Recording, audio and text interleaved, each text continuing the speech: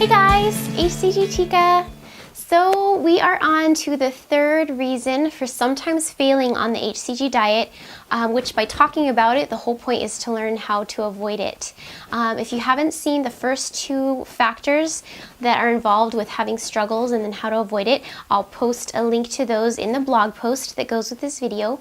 But the third reason has to do with not having deep enough reasons to carry you through the entire protocol and through your weight loss journey. So we're going to talk about that a little bit. I think we all have superficial reasons for wanting to lose weight, whether it's, going to a party, going on a cruise, seeing someone we haven't seen in many years, just wanting to see ourselves in the mirror in small clothes and like what we see, whatever the case may be. I think most women have these types of reasons at one point or another for wanting to lose weight. And, I don't think there's anything wrong with this. Perhaps in a perfect world, we wouldn't care one hoot, about how others perceived us, someone we know or don't know, and if they thought we were thin or overweight, and that we'd be just as happy in our life whether we were carrying 50 extra pounds or not.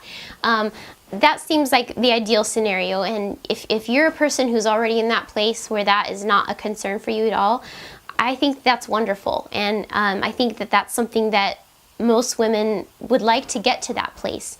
But I also think that it's not an easy place to get to, and that most women are probably not there, and it's probably several years of a process involved in getting to that place. I kind of feel like I've gotten to that place myself, but I don't really know, and I don't want to be cocky about it because I'm not overweight anymore. So it's easy to think that, oh yeah, I'm totally happy in my body and I don't care if someone sees me at the park in my snow boots and baggy flannel shirt with no makeup and greasy hair. I don't care because I'm happy that I'm in a healthy body weight. But who knows, if I gained weight again, it's very possible I'd be bothered, by how I was perceived. So I don't know. I don't know if I'm there yet. I feel like I'm getting closer, but it's hard. I think it's a hard thing for women. So anyway, my whole point in talking about that is just to I think it's important just that we realize and recognize that's just how it is. We all might have these superficial reasons for losing weight, and that's fine. Let's just acknowledge that they're there and be okay with that. So let's just all agree and assume that we have this little desire inside of us to look good in a particular dress or to be a certain size for an upcoming cruise. A lot of us are going to have things like that, and that's fine. In addition to those reasons, though, in order to get through this whole process long-term successfully and to keep the weight off, we also need to have deeper reasons for wanting to lose the weight. It's okay to have the superficial reasons in my mind if it's combined with more important and deeper reasons. So why is it important to have deeper reasons for losing weight? I think you guys probably know the answers to this, but I thought of 3 particular reasons why it will be helpful to us. One is that it's going to help us maintain our weight loss long term.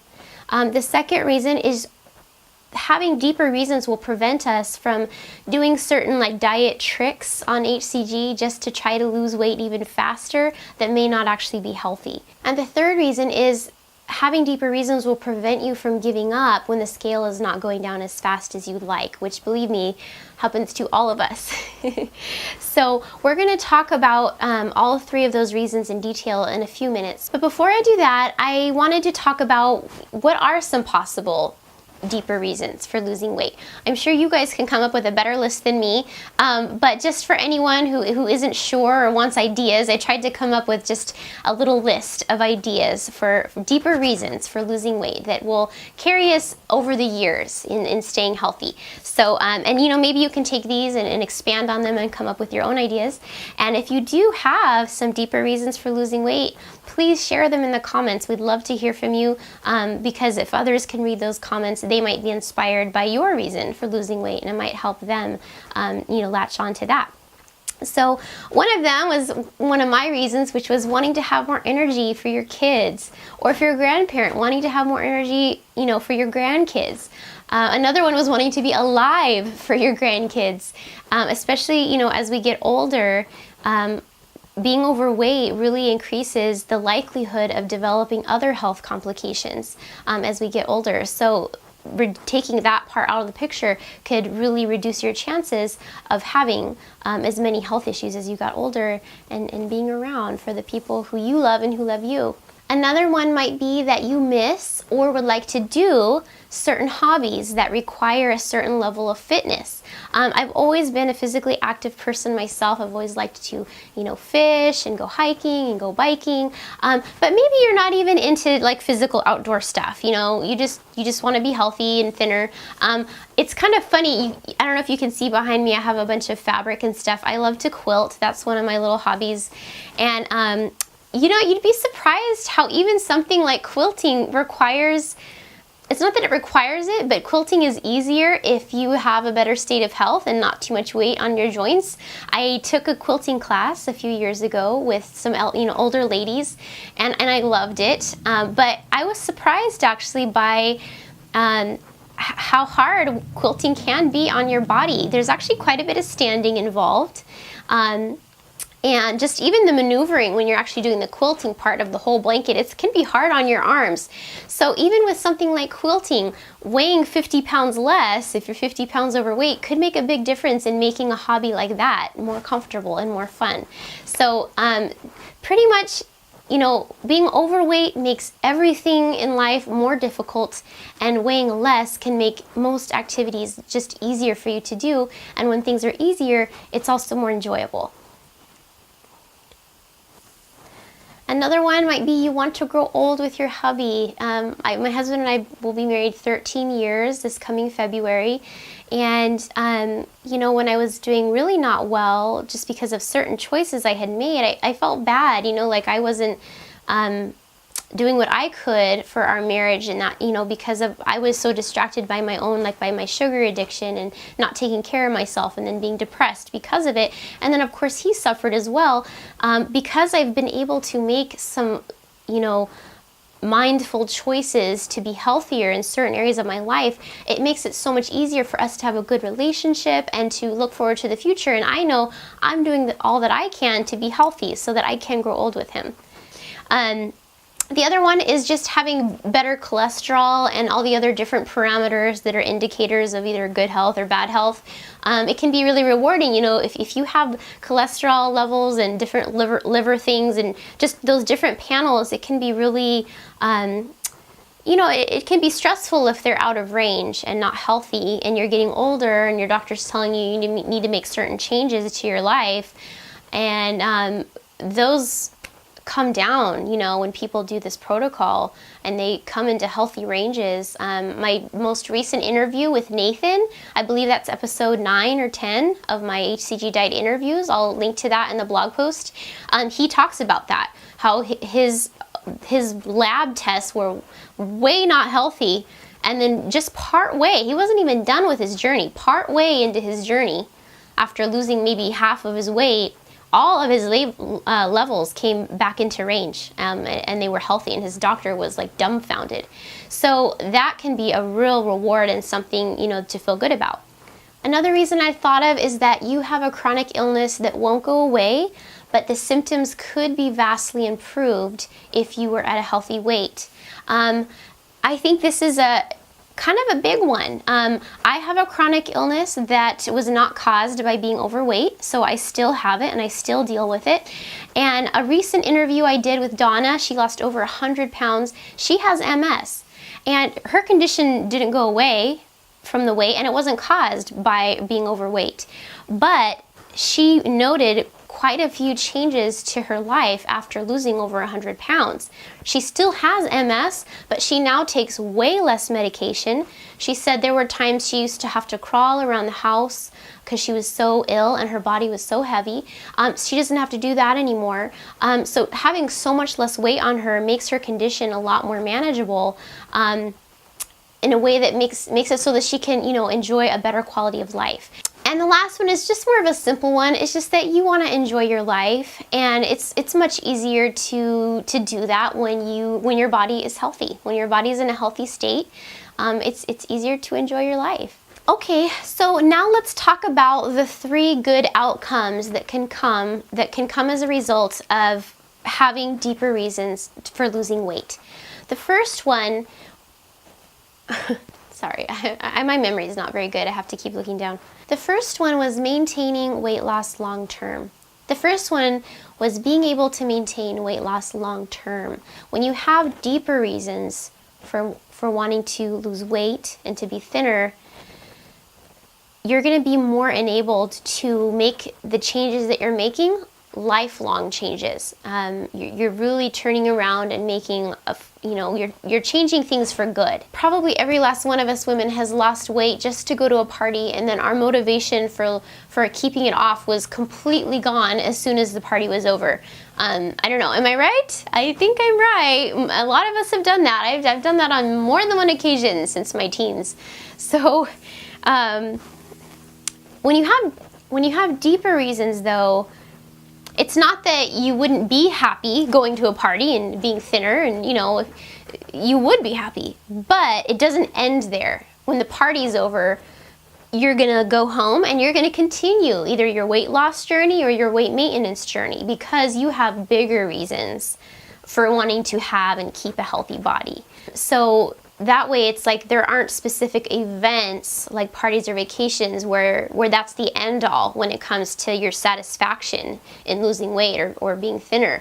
Because if that's where the only satisfaction comes in, it's true, you will lose all your motivation after it's over. And unfortunately, sometimes I've done this. I feel like I can talk about this with you guys because I'm not putting anyone down who does this now or has done it in the past, because I've done it myself many, many, many times, in the last 15 years. But sometimes what happens is we will go from event to event, or event to vacation or whatever throughout life, and that's basically how we lose weight, and because of that it yo-yos.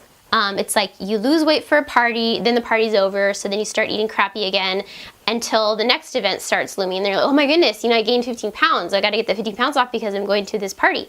So then you will diet for whatever, 4 weeks and get down and go to the party, and then you eat crappy again because the party's over, and then oh no, now a cruise is coming up, so then you will diet for that, but then the cruise is over, and so then you gain 15 pounds again.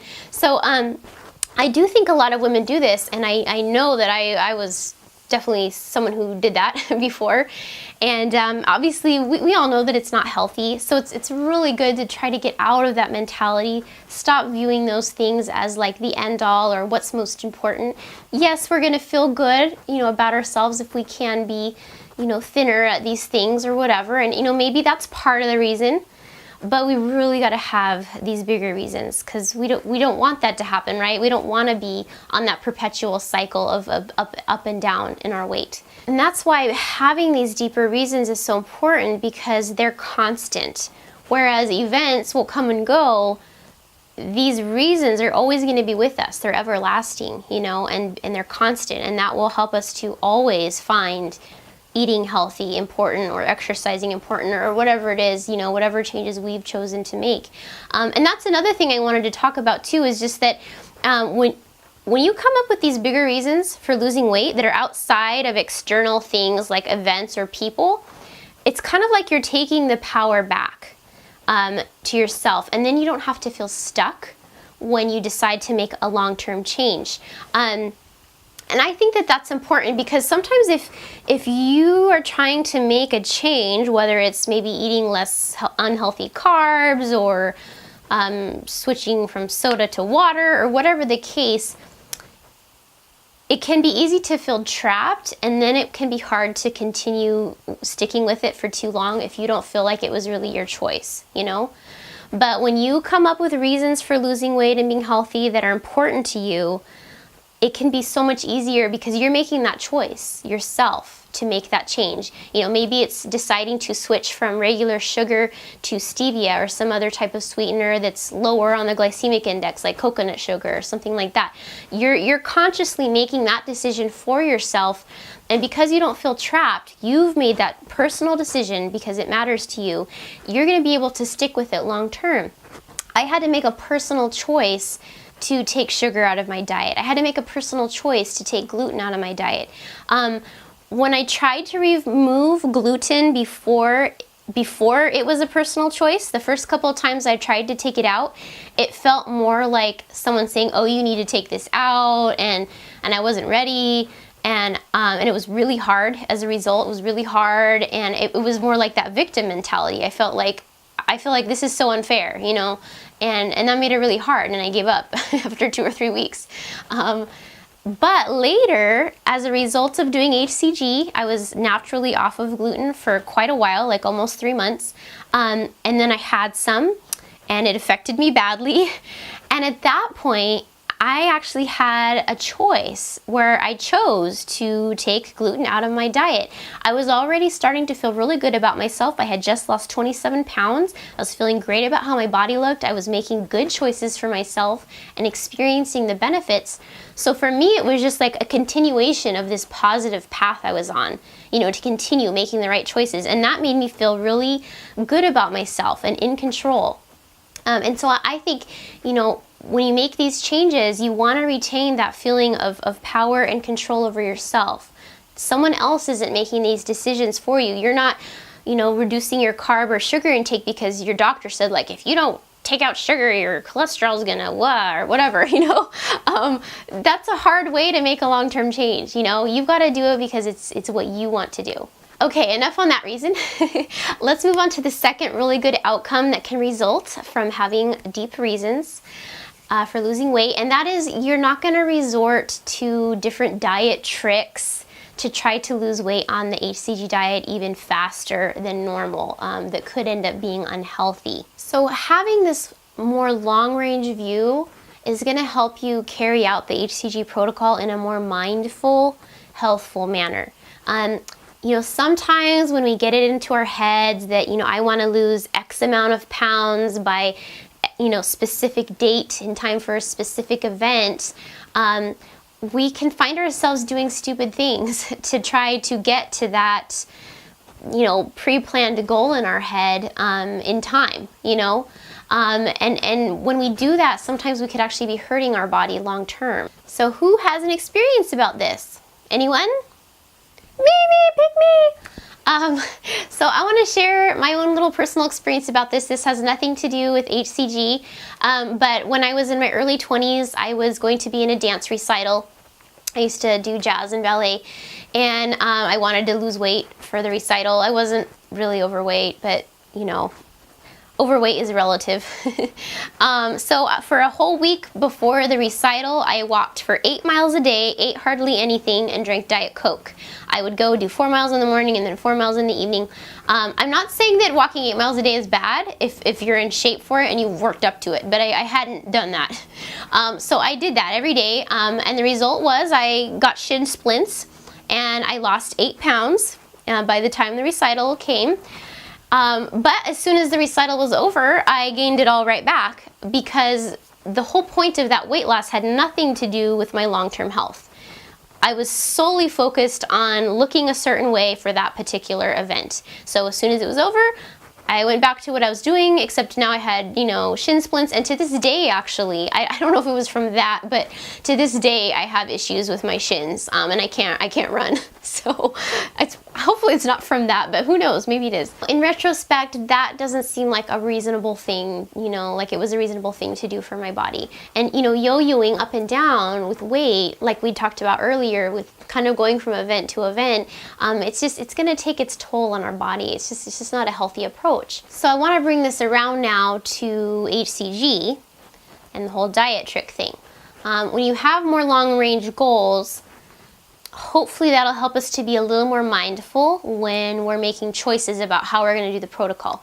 I'm not saying that it's always bad to go off protocol, you know, to do something different, because I have chosen to do different things that are not part of the exact original Dr. Simeon's plan. I have done that, and I do think you can do it as long as it's done strategically, in a way that you feel pretty confident is not going to hurt your results.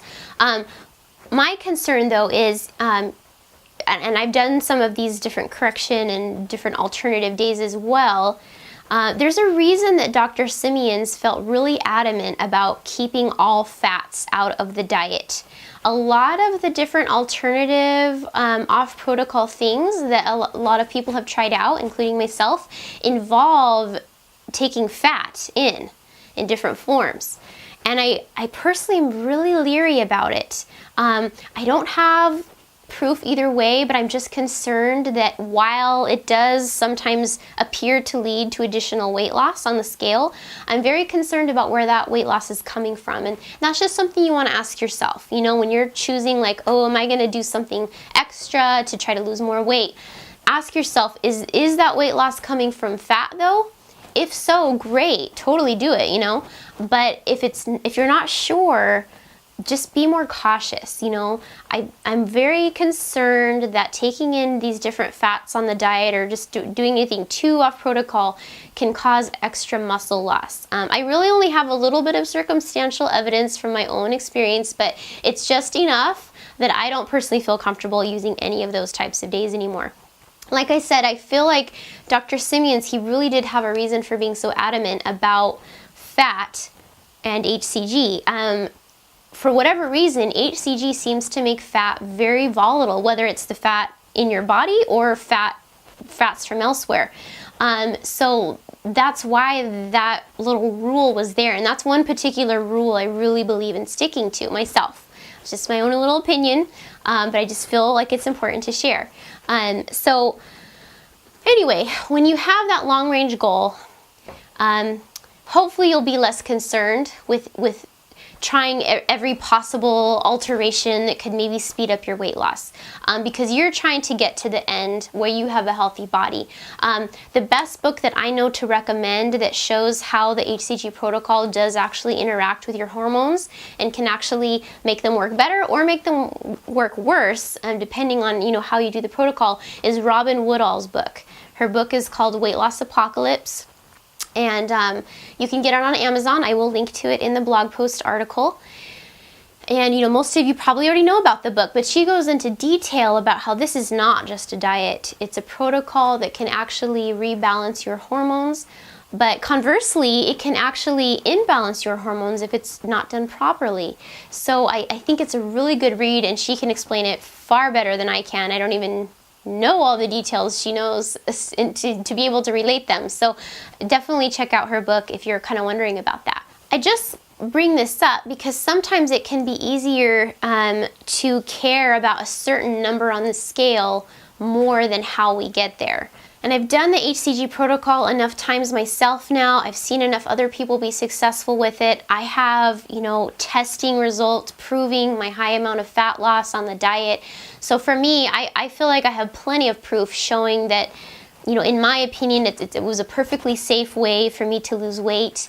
It's a very efficient way to lose fat. But even with the HCG diet, you can take it to extremes if you don't do it properly. So in my mind, when you're trying to make decisions about this, it's just sometimes it's better to be safe if you're not sure about something, you know, and to stick to something more strictly.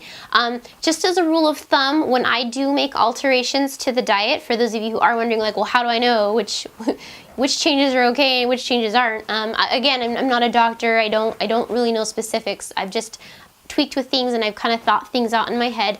I have made certain changes that involved a few different vegetables that were not high in starch, and I'm very, very prudent about keeping fats out. So I've mostly just tried out some different vegetables, and I've also tried 0% Fage Greek yogurt because Dr. Simeons did allow cottage cheese on the diet on occasion. So to me that was kind of similar, and it was also fat-free. So those are kind of just a couple little things I've done. I've also used Miracle Noodles, which are completely calorie-free, and I feel like my fat loss was never impeded by them. I could be wrong. You know, there's always more factors to something than you might be aware of. So, but I can say I've been able to maintain my weight loss just fine, and you know, it's been 10 months now since my last round, so that's kind of exciting. Let's move on to the third good outcome that can result from having important reasons for losing weight, and that is that you won't give up when the scale is not going down as fast as you'd like. I'm pretty sure just about every single person, almost, who does the HCG diet at one point or another is going to feel like the scale is not going down at a pace that seems appropriate for all of the effort that we're putting in, you know, eating the 500 calories and drinking all our water and all that stuff. So we're all going to feel that way at times. So having bigger reasons for losing weight will really help you to look past that. And yes, of course, you know, we're going to acknowledge, like, man, this is so irritating, you know. Yes, we'll be irritated, but it's not going to prevent us from actually reaching our goal. We're not actually going to give up. And this is an important thing, I think, to realize, because I do get emails from people who, because their fat loss is not going as quickly as they had expected, they're ready to quit.